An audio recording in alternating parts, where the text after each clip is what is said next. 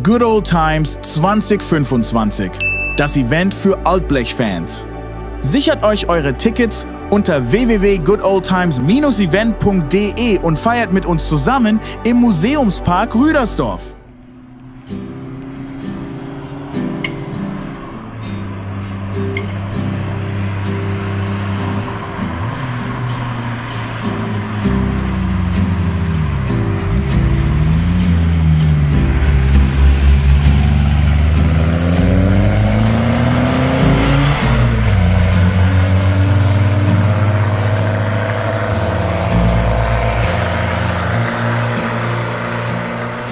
Also T3 zu fahren ist schon ein ganz besonderes Gefühl. Ich meine, lassen wir mal die alte Technik außen vor.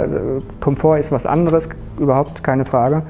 Aber die Tatsache ist, Gewichtsverteilung, die ist ja beim T3 echt super. Also von den Achslasten, Vorderachse, Hinterachse. Motor hinten, sprich Heckantrieb, das Gewicht vom Motor auf der Hinterachse, alles top. Und das absolut, die Krönung ist halt dieses Vorderachs-Surfen. Das hast du beim T3 noch. Ich meine, klar, T2, T1 hast du es ein bisschen besser, da sitzt du noch ein Stückchen weiter, da sitzt du fast vor der Achse. Aber du sitzt da drin, hast das Lenkrad in der Hand und die Scheibe und das ist halt einfach ja, unbeschreiblich. Das kannst du nicht in Worte fassen.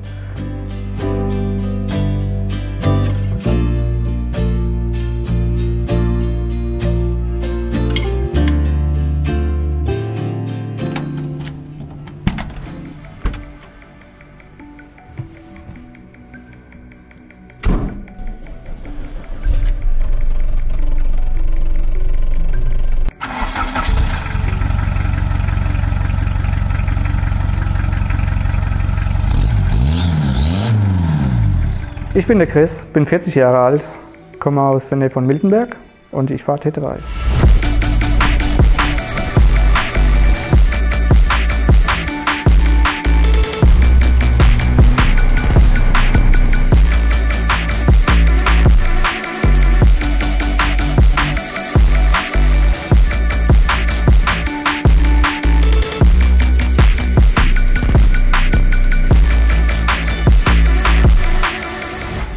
Das fing schon recht früh an. Da war ich noch zur Schule gegangen. Aus meinem Freundeskreis, die Jungs waren alle so ein paar Jährchen älter. Die ersten hatten schon ihre Autos. Da bin ich noch mit dem Roller durch die Gegend getuckert. Und ja, habe auf dem Dorf gelebt. Und da war es halt irgendwie gang und gäbe, an den Karren zu schrauben. Fing schon an über HiFi-Anlage, einen dicken Auspuff, der ein bisschen rührt. Und ja, da ist man so ein bisschen geimpft worden. Ne? Wo man, oh, das ist irgendwie cool und möchte ich auch irgendwann mal haben. Und mein erstes Auto, das ich damals gekauft habe, war ein Polo 86C. Eben von einem dieser Kumpels. Sprich, schöne Stefan-Felgen drauf, tiefer gelegt, GFK-Stoßstange in Jazzblau, das weiß ich noch wie heute. Und ich hatte aber von Autos keine Ahnung. Ich konnte an meinem Roller, an meinem Mofa schrauben, aber Autos war absolutes Neuland.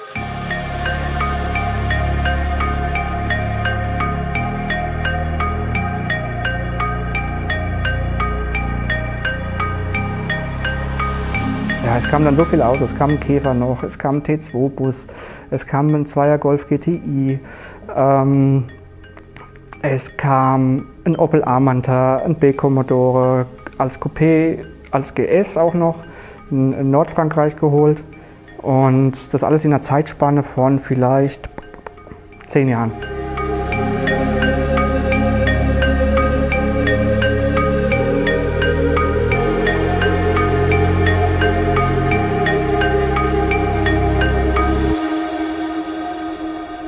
Bin ich ehrlich, der T3 war eigentlich so eine Notlösung. Ich hatte nach meinem Techniker halt wieder einen Oldtimer gesucht, wollte ursprünglich in die Limousinen-Ecke. Zur Debatte stand eine S-Klasse, Baujahr 85. Und die haben wir uns auch angeschaut, war aber nicht gerade ums Eck, war nördlich von Paris. Also Frau und ich, also damalige noch Freundin, ab ins Auto hingefahren, ja, war nichts. war ein Blender, also durch die Bank weg. Und er fing dann auch an mit, komm, lass mal über den Preis sprechen. Da habe ich gesagt, nee, du, lass mal stecken. Selbst wenn du mir schenkst, das Auto ist so schlecht, da ist mir das Geld für den Sprit zu schade. So, und dann sind wir halt nach Hause gefahren und ja, hast du halt das Geld in der Tasche und wolltest halt mal gucken, gibt es was anderes Interessantes, was auf dem Weg liegt. Ne? Ich meine, wenn du schon mal da die Ecke bist, nichts gefunden. Wie das Leben so spielt, Kleinanzeigen, wir waren fast zu Hause, 40 Kilometer bevor wir zu Hause waren, stand der T3. Ich so, oh, T3 eigentlich, ja, Motor noch hinten, also eigentlich cool, aber ein wassergekühlter. Also ich dachte, also wenn es ein VW sein sollte, dann bitte kein wassergekühlter. Dann hat die Frau gesagt, ja komm, schauen die halt mal an. Ich meine, es kommt jetzt auf die halbe Stunde, wo wir dann noch Stopp machen, nicht drauf an. Ja, auf jeden Fall zu dem Kelle gefahren, Auto angeguckt. Ja, sah von außen absolut nicht dolle aus. Ich war auch nicht irgendwie schockverliebt, wo ich sage, das ist es. Aber ich habe das so ein bisschen praktisch gesehen. Ich habe damals Modellflug betrieben, sprich super Transporter für große Flieger. Und ja, haben wir kurz verhandelt und der Preis hat dann gestimmt. Das war samstags abends, ja, montags früh stand die Karre bei mir. Ja.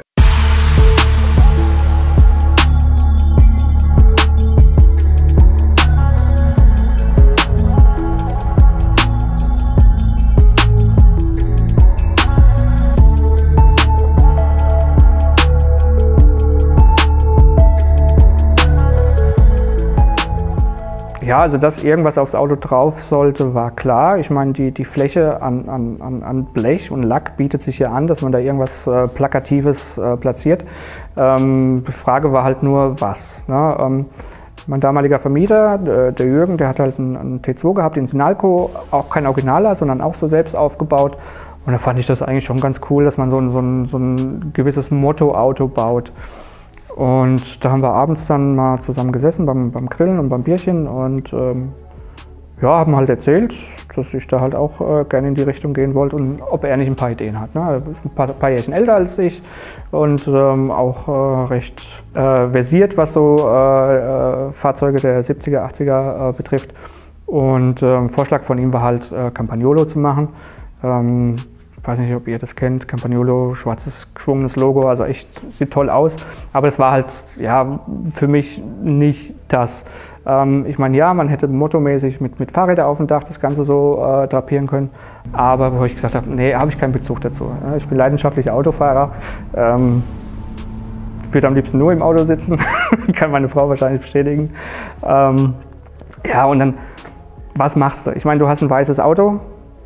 Von den Farben her, Kontrastfarben, ja, Rot, Schwarz, das wären so eigentlich die Akzente, die harmonieren. Und ich habe schon seit eh und je so ein verwittertes Cola-Schild in der Küche hängen. Dann habe ich die Frau gesagt, ja, wie wär's denn mit Coca-Cola? Und dann habe ich gesagt, bingo, das ist es. Du kriegst den Nippes überall zum Dekorieren. Das Logo ist zeitlos, jeder kennt's. Ich finde es absolut formschön, ne? Und das machen wir. Ne?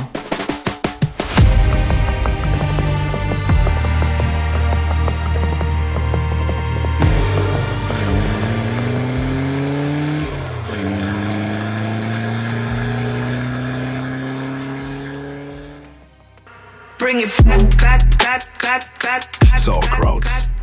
The authentic streetwear brand for petrolheads.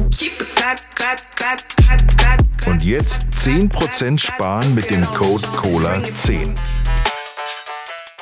Ja, also das war ein ganz normaler leerer Kasten. Der Vorbesitzer, der hat den für den Hausbau gebraucht. Sprich, das Ding hat bei ihm gearbeitet, Verkleidung abgenommen, hast du noch die ganzen Rehgipsfutzel in den Ritzen gehabt.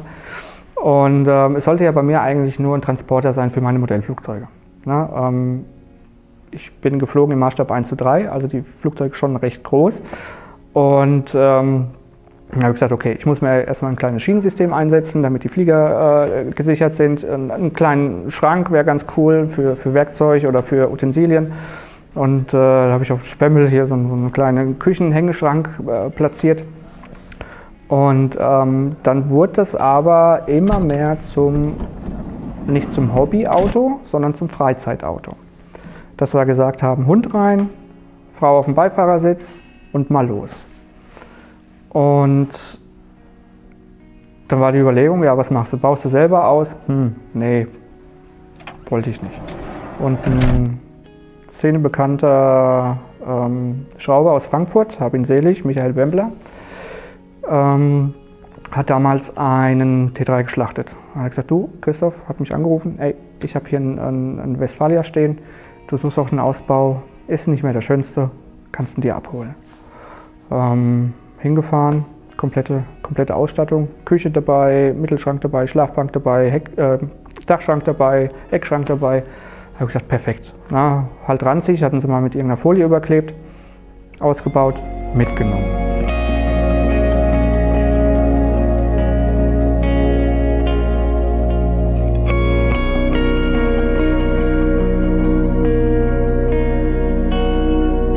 Der Rest kam dann auch peu à peu. Also ich hatte ja vorher noch die alte Bestuhlung vorne, sprich Einzelsitz als Fahrer, Doppelsitzbank für Beifahrer und Mittelsitz. Zu dem Zeitpunkt hatte ich schon auf Porsche-Lenkrad, Porsche 928 Lenkrad umgeswitcht und habe halt gesagt, ja, irgendwie so schöne Porsche-Sessel wären halt nice. Und habe dann auch über bekanntes Kleinanzeigenportal 2 Sitze gefunden, waren auch recht preiswert vom 944. Haben natürlich nicht reingepasst, Sitzkonsole umgeschweißt etc. pp. Kennt ja jeder. Und die Porsche-Sitze, die waren halt in einem grauen Stoff bezogen.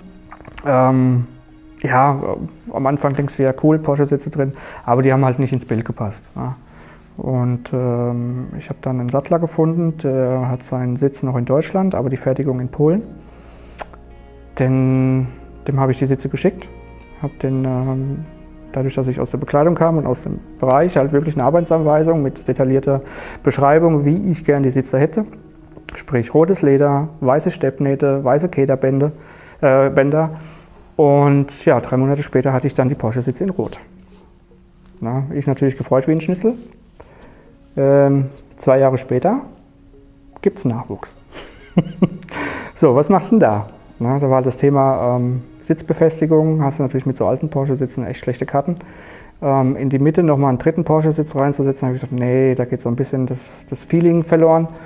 Und dann bin ich durch einen Bekannten, wir haben so eine T3 WhatsApp-Gruppe, Flachstahl, da auf die Idee gekommen, ich soll doch mal vom Touran die zweite Sitzreihe ausprobieren. Das sind 3 Einzelsitze, in der Mitte ein schmaler Notsitz, kannst du sagen.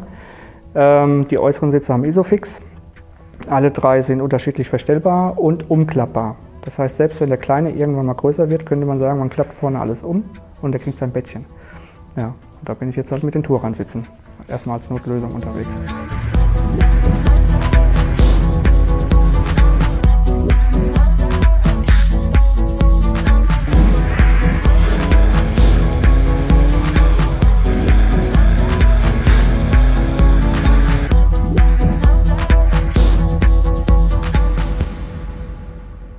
Ursprünglich ist es ein 1,6er Saugdiesel mit 52, 54 PS. Aktuell ist ein 1,9er AAZ drin, mechanischer Diesel. Ja, der ist ein bisschen aufgegeilt, wie man so schön sagt. Einspritspumpe, Fördermenge, Einspritzdüsen, Kopf bearbeitet, Ein- und Auslässe, ein Turbolader, ein K24 und 2,5 Zoll ab Turbo.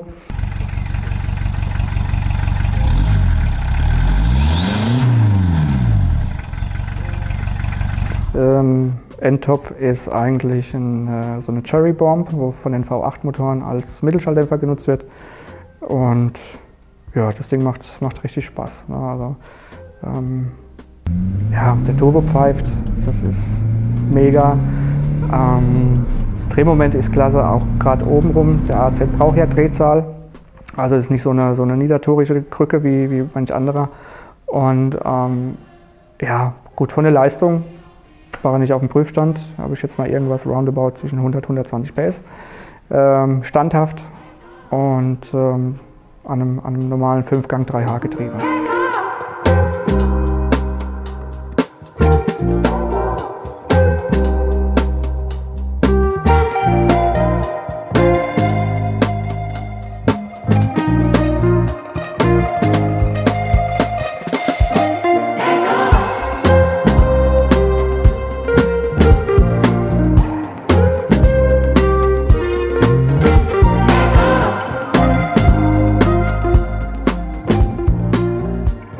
Die Spiegel gab es im Zubehör von der Firma Jumbo. Der eine oder andere kennt es vielleicht. Jumbo ist eigentlich ein LKW-Ausstatter. Die hatten in den Mitte, Ende 80ern im Prospekt für den T3 eben Jumbo-Spiegel. Edelstahl, das heißt, die rosten nicht und die sind beheizt. Gut, jetzt bei mir nicht angeschlossen, aber wäre möglich. Die habe ich mal von einem Schlachter runter. Ewig her. Habe auch kein zweites Paar mehr irgendwo entdeckt. Also das ist das eine. Das andere sind die Stoßstangenhörner. Die sind auch nicht, die sind zwar aus dem VW-Regal, aber nicht vom T3. Die stammen ursprünglich vom Kamangia Exportmodell, also spätes Exportmodell ab 71. Die Form passt halt vorne und hinten nicht. Also die sind CNC gefräst, dass die halt eben auf die Kastenstoßstange passen, an die originalen Schraubpunkte. Ja, Felgen, auch ein Thema, was auch nicht alltäglich ist. Ganze Jahre halt mit verdichteten Fuchsfelgen gefahren. Und jetzt sind 3 Speichen ATEC-Felgen drauf. Damals Anfang der 90er für die S-Klasse bestimmt. Traglastmäßig auch kein Thema für den T3, passt alles wie Arsch auf Eimer. Guter Freund von mir, der Carsten, ja, hat sie für mich aufbereitet, hat sie verdichtet. Und ist Geschmackssache. Ne? Eine findet es geil, hot oder top. Ne? Hop oder top. Nee, was? Wie heißt das? Ich musste mich selber erstmal dran gewöhnen. Ich meine, klar, klassische Fuchsfelge in 16 Zoll, absolut schön und zeitlos. Aber da sind mir die Dinger in die Finger gekommen, vom Schrotti zum Alupreis. Gut, 3 sind nicht rund gelaufen, die wurden gerichtet. Da habe ich gesagt, die müssen auf den T3. Ne? Also, komme was wolle. Leider nur mit Distanzscheiben. Ich hätte sie gerne noch ein bisschen weiter drin gehabt, dass ich halt noch ein bisschen tiefer kann. Aber ich finde es geil.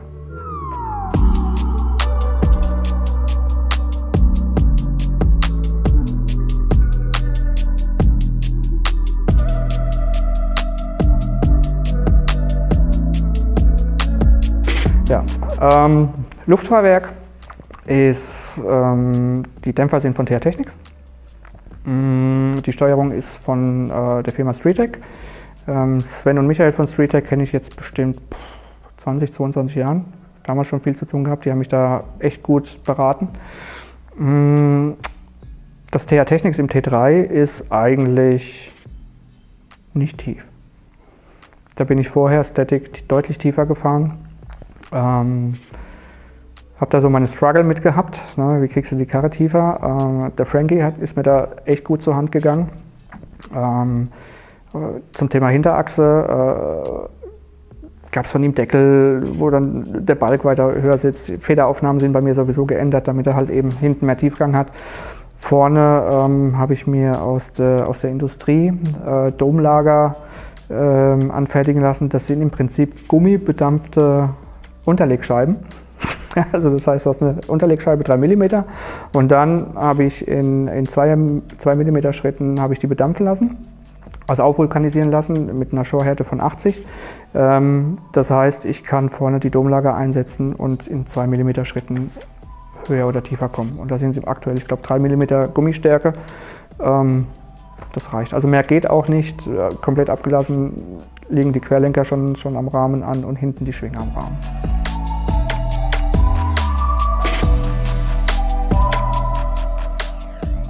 Die Schirmchen an der Front, da werde ich oft gefragt, wo stammen die her? Ja, Käfer. Passen nicht hundertprozentig vom Käfer, man muss die ein bisschen auseinanderbiegen, aber die werden nur zwischen Grill und Scheinwerfer geklemmt, also ergo Grill raus, Schirmchen rein, Grill drauf, fertig. Wischerarme werde ich oft gefragt, ey, was ist mit deiner Wischerarme, die hängen ja durch. Nee, die hängen nicht durch, die sind vom Passat. Die sind deutlich niedriger, die haben einen anderen Winkel, sprich stören sie nicht in Ruhestellung. Ja, ansonsten gut, Transporterausstattung, sprich Gummimatte vorne, alles rausgeflogen. Ist jetzt ein brauner Teppich, habe ich übrigens da auch mit rausgenommen, wo ich die Wessi-Ausstattung raus habe. Ja.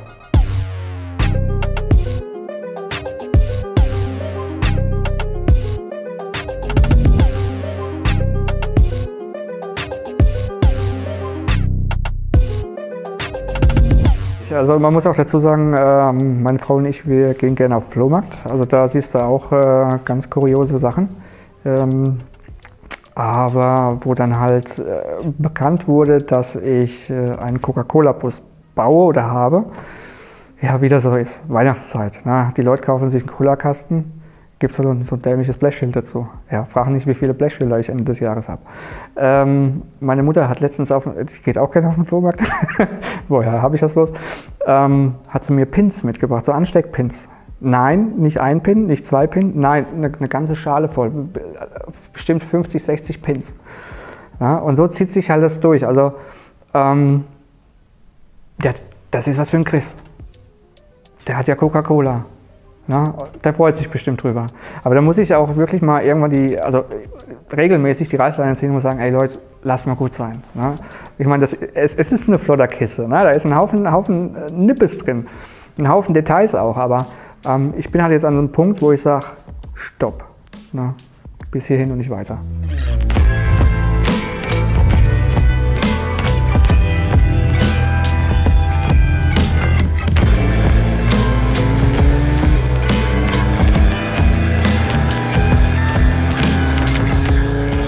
Ja, das Auto ist halt auch über die Jahre gewachsen. Gab mehrere Meilensteine für mich oder für das Auto an sich, was die Optik oder auch die Technik angeht. Erster Versuch, sage ich mal so, mit dem Cola-Konzept hat per Photoshop stattgefunden. Da war es halt einfach schwierig, halt die Komponenten beizubekommen. Ich meine, vielleicht kennst du das, um Weihnachten kursiert immer so ein Bild von einem T1 mit so einer großen Colaflasche oben drauf. Das war eigentlich mein Goal, ne? Da wollte ich hin. Find mal so eine Flasche. Keine Chance. Was habe ich dann gemacht? Wir hatten eine Cola-Dose genommen. Also das war eigentlich ein Stehtisch, sprich 80 cm Durchmesser, 1,20 Meter hoch. Dann habe ich gesagt, probieren wir es erstmal damit. Nee, sah scheiße aus. Ist dann wieder runtergeflogen und wir sind dann wirklich durch einen dummen Zufall an so eine Colaflasche gekommen. Beziehungsweise gleich an 2. Das eine war aber ein Schrank. Da gab es von Coca-Cola so einen HiFi-Schrank, das konntest du damals gewinnen.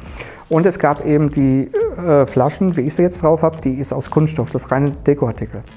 Und gut, dadurch, dass wir dann beides hatten, ist natürlich die Wahl auf die Dekoflasche gefallen. Dann habe ich gesagt, okay, Dekoflasche drauf, Schriftzug hatte ich schon drauf, nur die Welle noch nicht. Das Design habe ich auch selber gezeichnet am Rechner, maßstabsgetreu, dass dann der Plotter einfach nur noch mir das Zeug plotten soll, weil alles andere wird ja zu viel Geld kosten. Ich bin ja so ein Flayhuster. Ja, und dann war das eigentlich so vom Design an sich fertig. Na, klar, hier und da noch ein Sticker mit drauf, wenn du irgendwo auf dem Treffen bist. Aber das Grundkonzept und das Ziel, was ich ganz am Anfang hatte mit meinem absolut grottigen Photoshop-Fake, das habe ich dann erreicht. Das Thema Markenrechtsverletzung ist natürlich auch ein ständig aufploppendes Thema, wenn ich in Gesprächen bin. Bei mir ist es abgesichert, also ich habe wirklich den Kontakt halt zur Coca-Cola Company gesucht, auch mit Erfolg. Das Ganze hat Hand und Fuß. Ich habe schriftlich. Ja, man muss halt dann halt auch immer gucken. Der Bus jetzt zum Beispiel fällt in den Bereich künstlerische Freiheit. Ich darf nicht den Anschein erwecken, dass ich irgendwie für Coca-Cola arbeite. Und ich denke mal, diese Kriterien sind durchweg erfüllt. Von daher alles safe.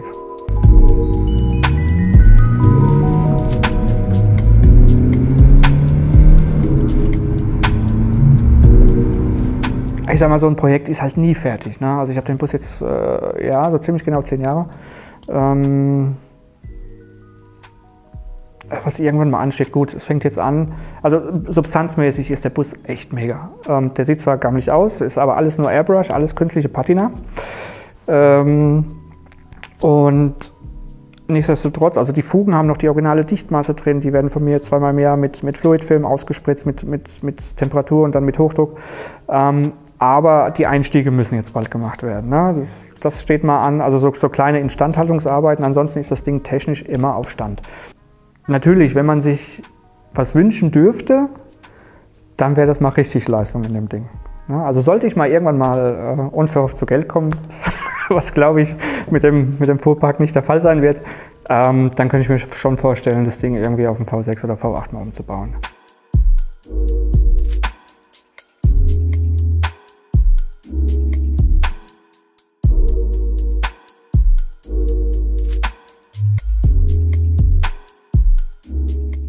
Über die ganzen Jahre hast du natürlich Leute an deiner Seite, die dich tatkräftig unterstützen. Ich meine, in erster Linie ganz klar an meine Frau, die mich da auch oft genug mal wieder aus den Wolken auf den Boden gebracht hat. Ansonsten in Sachen Technik und ja, T3-Fragen ganz vorne dabei der Franklin. Seine Meinung ist mir sehr wichtig in dem Thema. Der Jürgen Krückel, auch der ganz bekannte Motorbusbauer. Ja, ansonsten alle, die mich unterstützt haben. Ich werde jetzt bestimmt den einen oder anderen vergessen haben, aber ja, vielen Dank. Ja, dann sage ich euch schon mal vielen Dank fürs Zuschauen und fürs Zuhören. Wenn es euch gefallen hat, lasst einen Daumen nach oben da, abonniert den Kanal Sauerkrauts. Wenn ihr noch Fragen habt, gerne in den Kommentaren. Ich werde alles beantworten. Und ansonsten habt eine gute Zeit und habt Spaß mit euren Autos.